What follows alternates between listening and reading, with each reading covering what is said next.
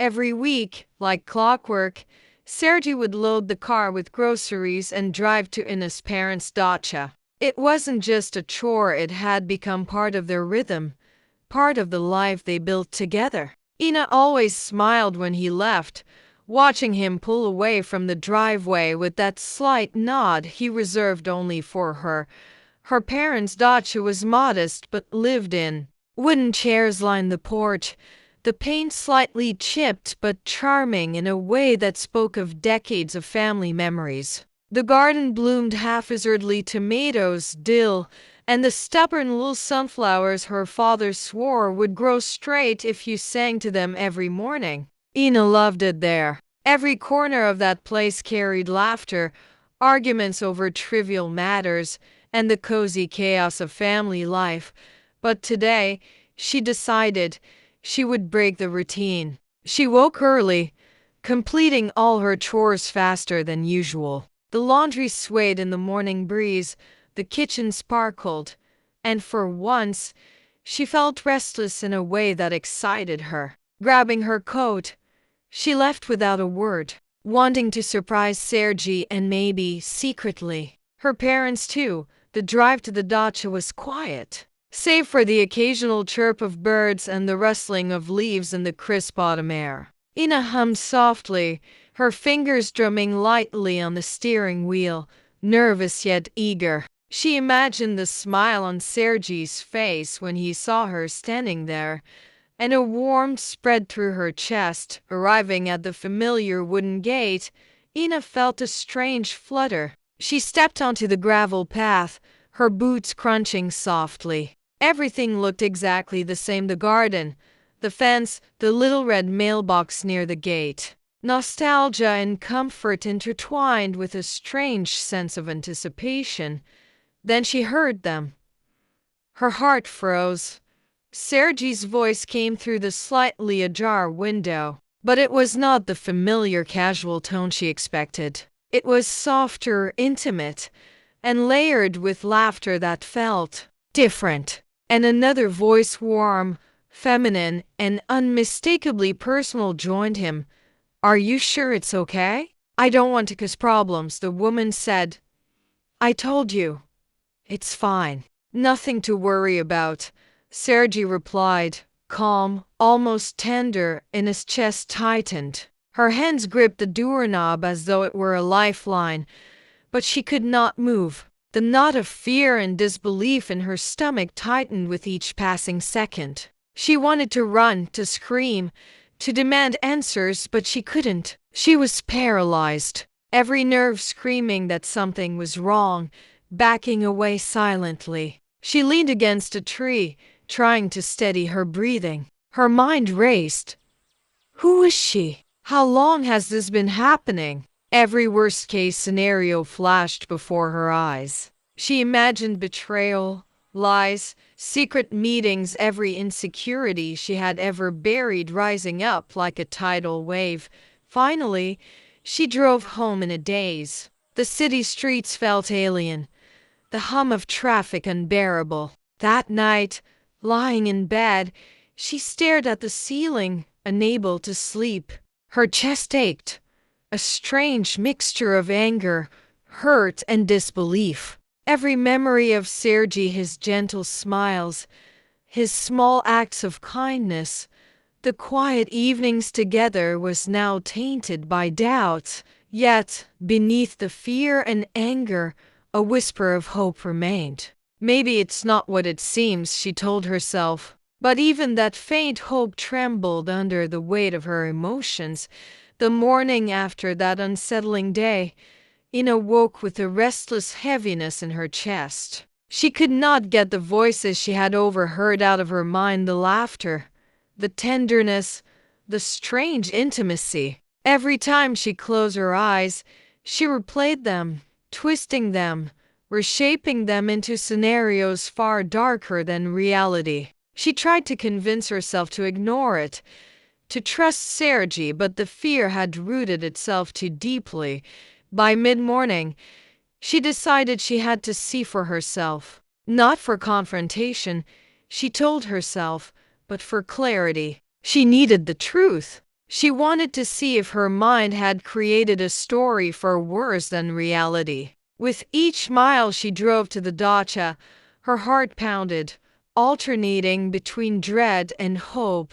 As she approached the familiar gate, something immediately felt different. A sleek, dark car was parked beside Sergei's usual spot, a car she had never seen him drive. Her stomach twisted. The presence of the vehicle seemed to confirm every fearful thought she had wrestled with overnight. Ina crept closer, keeping to the shadows of the trees lining the garden path. Through the slightly open window of the Dacha, she could hear them again. "I didn't think you would notice, but it's better this way," the woman's voice said, calm, warm, almost intimate. "You're sure this is what you want?" Sergei's voice replied, gentle, almost tender, and his stomach clenched. The words were soft, careful, protective, but protective of whom? Her pulse raced, and she felt both fear and anger rising. Every fiber of her body screamed betrayal. But then something strange happened. She recognized the tone not as romantic, but as comforting, caring, reassuring. Her heart slowed just enough to hear the words clearly. Sergei was helping someone in trouble, someone who needed him. It wasn't what she had feared. It wasn't a lover or an affair. It was compassion. Sergei had brought groceries for someone, offering support to a friend or a neighbor facing hardship. The tenderness in his voice was not love for another woman, it was empathy. And his chest loosened, but a new emotion took hold. Shame. She had allowed fear and imagination to warp her perception, to twist care into betrayal. She stepped back, leaning against the tree trunk, breathing in the crisp autumn air, letting her pulse settle. When she finally entered the Dacha, Sergei looked up in surprise. "Ina, you're here early," he said, his brows knitting slightly. Concern flickered in his eyes. I came to check on my parents," she said softly, her voice trembling. She couldn't yet bring herself to mention the voices she had heard. Her parents greeted her warmly, though she noticed a subtle tension lingering in the air. It was unspoken, delicate, a delicate balance between curiosity and restraint. That evening, the three of them sat together in the kitchen, steam rising from cups of freshly brewed tea. The warmth of the room contrasted sharply with the cold, churning thoughts still lingering in Ina's mind. "I heard voices yesterday," she said finally, her voice small but firm. Sergei froze. His eyes widened slightly, then softened. A small, apologetic smile tugged at the corner of his lips. "You did? I was worried you might misunderstand. It's about helping someone. She's going through a hard time, and I wanted to surprise her with food, some comfort. Nothing more." Ina felt her chest relax, and the tension she had carried for nearly 24 hours melted in a wave of relief. Her anger, her fear, the imagining of betrayal, all of it dissipated, leaving in its place a quiet, reflective gratitude. She realized how easily the mind could twist reality, how powerful the imagination was when fed by doubt. She reached across the table and gently touched Sergei's hand, the warmth of his skin grounding her in the moment. "You always care for others, even when you don't think I notice," she whispered. "And you always worry," he replied, giving her hand a reassuring squeeze. That night, lying in bed, Ina thought about the nature of love, trust, and misunderstanding. She realized that life is messy, full of unexpected turns and emotional turbulence. And yet, in the chaos, there is clarity. If we allow ourselves to pause, observe, and reflect, sometimes the most raw and painful emotions are not signs of betrayal, they are signals of our own vulnerability, our own fear of losing what we hold dear. And sometimes the very things that frighten us the most are mirrors reflecting our love, our care, and our need for connection. As sleep finally claimed her, Ina made a silent promise to herself to trust more, to judge less, and to see the good behind actions before letting fear dictate her thoughts. She understood now that love was not just about romantic gestures, it was about empathy, support, and the quiet, often unnoticed sacrifices people make every day. Days turned into a quiet rhythm again, but everything felt subtly different for Ina. The tension she had carried like a heavy cloak had lifted, replaced by a reflective calm. The Dacha visits continued, but now she approached them with a new perspective. She understood that life's truths are rarely simple, and the heart's fears often amplify the shadows. One chilly afternoon, she helped her mother peel potatoes in the kitchen, the warm steam rising from the pot curling around her face. "You know," her mother said, her voice gentle but knowing, "I can tell something is different. You've been quieter, thoughtful. It's not just the autumn air making you reflective." Ina laughed softly, a sound that felt lighter than it had in days. I think I judged Sergi too quickly," she admitted, her fingers working methodically. "I let my imagination run wild. I thought I saw betrayal, but it wasn't what I imagined." Her mother nodded knowingly. "It happens. Emotions cloud our minds. Sometimes we see what isn't there, or twist kindness into something ugly. But the important thing is to see the truth and to be brave enough to confront it without fear."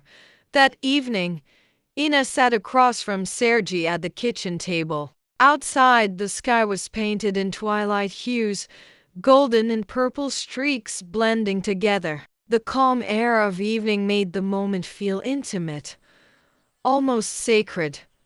"I overheard you," Ina began, her voice steady but soft, "and I jumped to conclusions. I assumed the worst, and I'm sorry for letting fear make me doubt you." Sergi reached across the table, brushing a loose strand of hair behind her ear. "It's okay," he said gently. "I should have told you about helping her. I wanted it to be a surprise, but I forgot to consider how it might look." "You have every right to feel confused."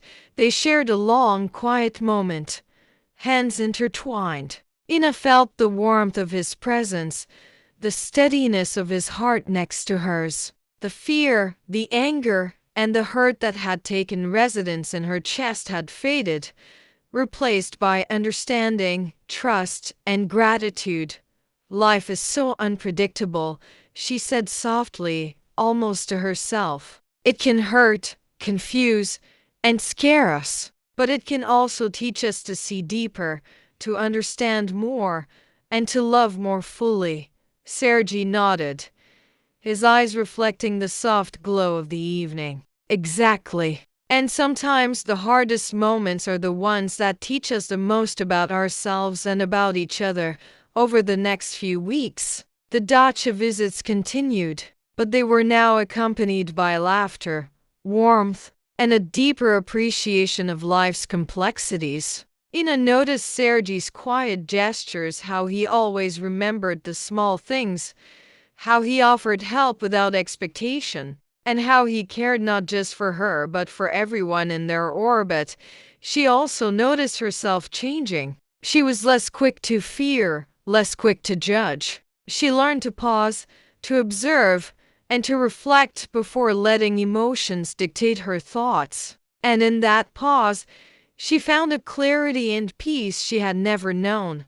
One evening, sitting with her parents on the porch, Ina breathed in the familiar scents of the Dacha, the pine, the earth, the faint sweetness of her mother's flowers. "You know," she said quietly, "I used to think life was about avoiding pain, but I see now it's about embracing it, accepting the raw emotions, the misunderstandings, the small heartbreaks, and finding the lessons in them."